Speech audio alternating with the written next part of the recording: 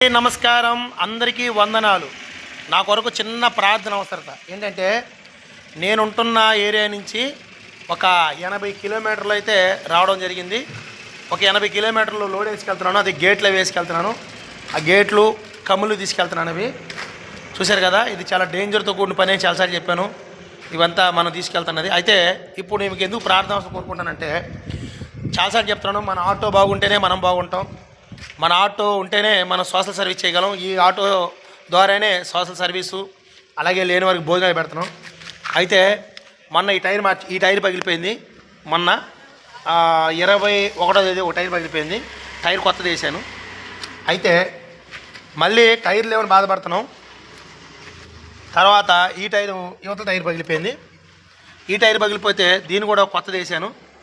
అయితే ఆ టైర్ పగిలిపోయింది, కొత్తది వేసాను. ఈ టైర్ పగిలిపోయింది, కొత్త వేసాను. అవతల డ్రమ్ము మొత్తం మెల్ట్ అయిపోయి మంటలో చేసింది. ఆ డ్రమ్ము కూడా మార్చేసాను. అయితే ఇప్పుడు మళ్ళీ ఎందుకు ఈ ఆటో చూపిస్తున్నానంటే, మనం స్టార్టింగ్ లేయంగానే డ్రమ్ములోంచి బ్రేక్ ఆయిల్ లీక్ అవుతుంది. బ్రేక్ ఆయిల్ లీక్ అవుతుంటే అలాగే బండి తోలుకొని వచ్చాను.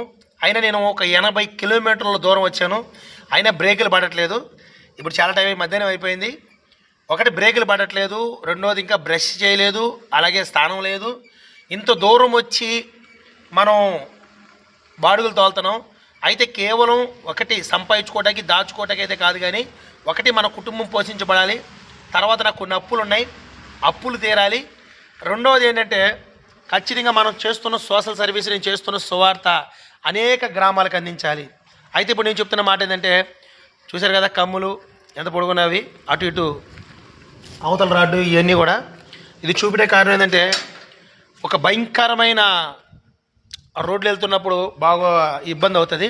అయితే మళ్ళీ ఆయిల్ లీక్ అవుతుందని చెప్పాను కదా, పలుమార్లు ఆటో ఇబ్బంది పెడుతుంది. ఎందుకంటే మీరు చాలామంది దెయ్యాలని అవి నమ్మరు.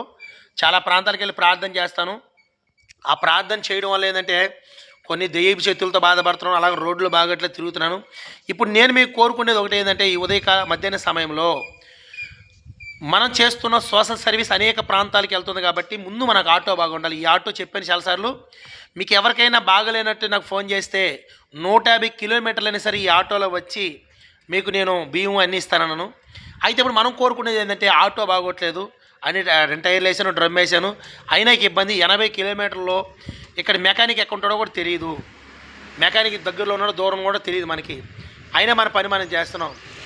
ఏది ఏమైనా సరే ఈడో క్రైస్తవులు ఎవరైనా చూసినట్లయితే ఖచ్చితంగా నా కొరకు ప్రార్థించండి, ఆటో కొరకు ప్రార్థించండి. నేను కోరుకునేది ఏంటంటే, డబ్బులు అయితే కోరుకోవట్లేదు.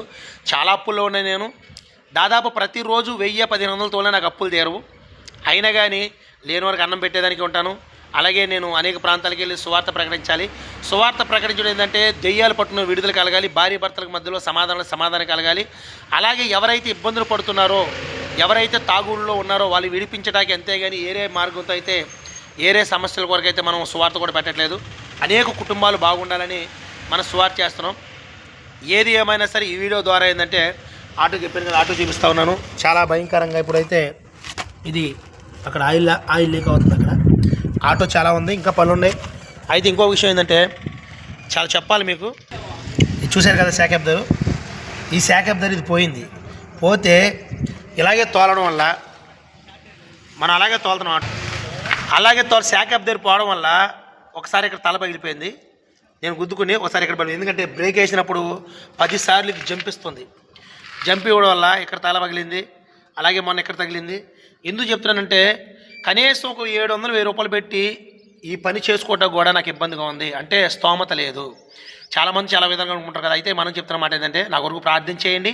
ఓన్లీ ప్రార్థన అవసరం. ప్రార్థన మీరు చేస్తే నా కొరకు నా స్థితి మారిపోతుంది. అందుకే నా ఆటో కొరకు ప్రార్థన చేయండి, నా కొరకు ప్రార్థన చేయండి. చూసే కదా నేను వేసుకెళ్తున్న లోడు, ఇది రోజు అదే వేయాలి. ప్రార్థన చేయండి, ఆటో కొరకు ప్రార్థన చేయండి, నా కొరకు ప్రార్థన చేయండి. ఏది ఏమైనా సరే మీరు చేస్తున్న ప్రార్థన నాకు శక్తి కావాలి, బలం కావాలి. 100 మంది 1000 మందికి మనం భోజనాలు పెట్టాలి. గుర్తుపెట్టుకుని అనేక ప్రాంతాల్లో సువార్త చేయాలి. అలాగే సోషల్ సర్వీస్ ద్వారా 100 మందికి 1000 మందికి భోజనాలు పెట్టాలి. ముసలోళ్ళకి మనం ఆధారంగా ఉండాలి. మనల్ని చూసి అనేకులు మారి మంచి పనులు చేయాలి. ఇది నా ఒక ఆలోచన.